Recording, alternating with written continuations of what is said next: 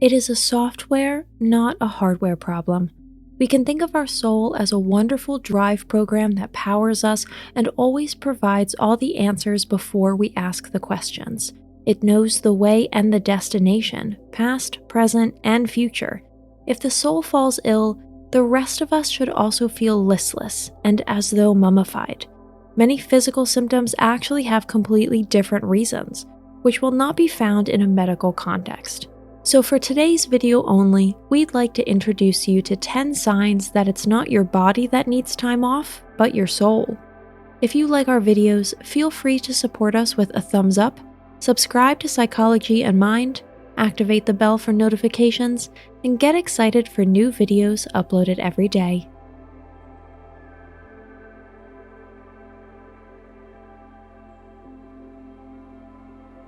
You don't have an answer to the question, "How are you?"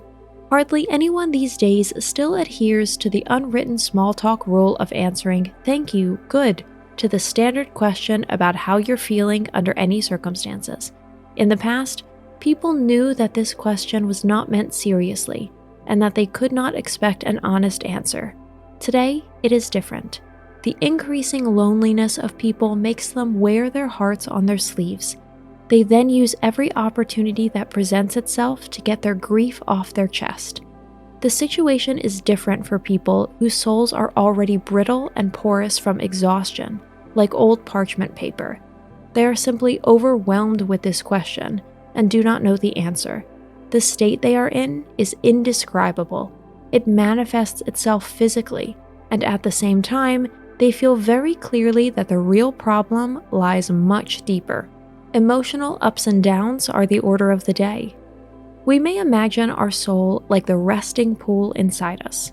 The one who is immortal and omnipresent manages this without any problems under good conditions. It filters our feelings and lets us feel life, not just sense it. If it is practically out of order or only just functioning at idle, all emotions can pass its checkpoint unhindered. Anger, rage, sadness, fear, and hysterical outbursts are then no longer uncommon.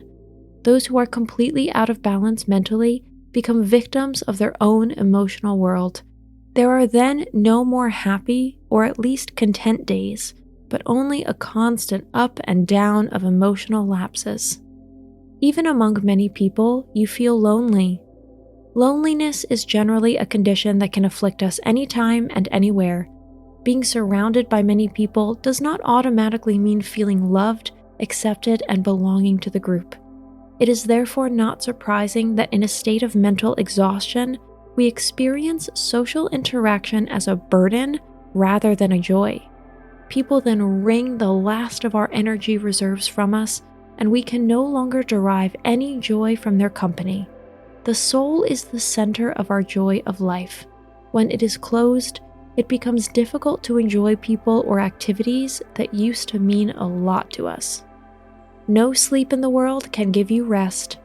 A clear indication that you are dealing with mental, not physical exhaustion is your sleep pattern.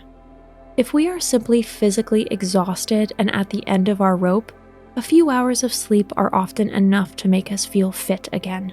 But if you don't want to get out of bed at all, and hour after hour of sleep doesn't give you any rest, the problem is not the outer shell.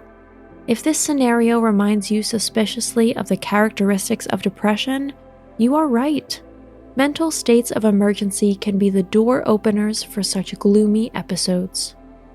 Jealousy, envy, and bitterness torment you.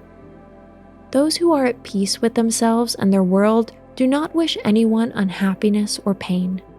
Not so with people who have just reached a mental and emotional low point. They are emotionally so out of sorts and physically so exhausted that negative traits have free rein and easy play.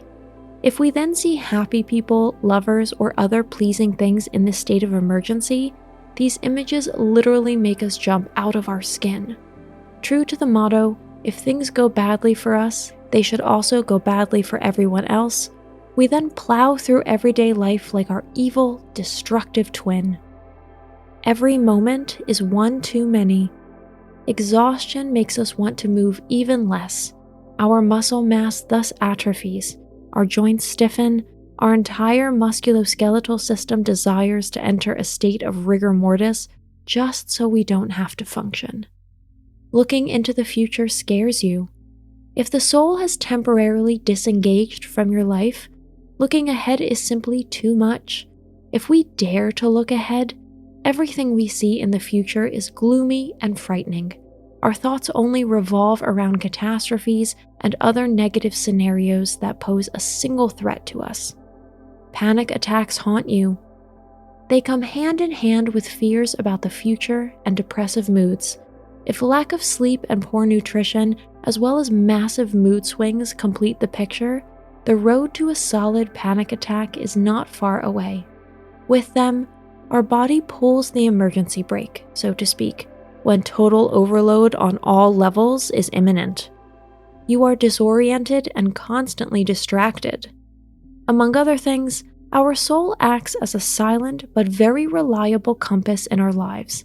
It chooses the direction in which things should go for us, and ideally lets us set the right priorities. If it is in balance, we can concentrate excellently on our daily business and are one with our little world.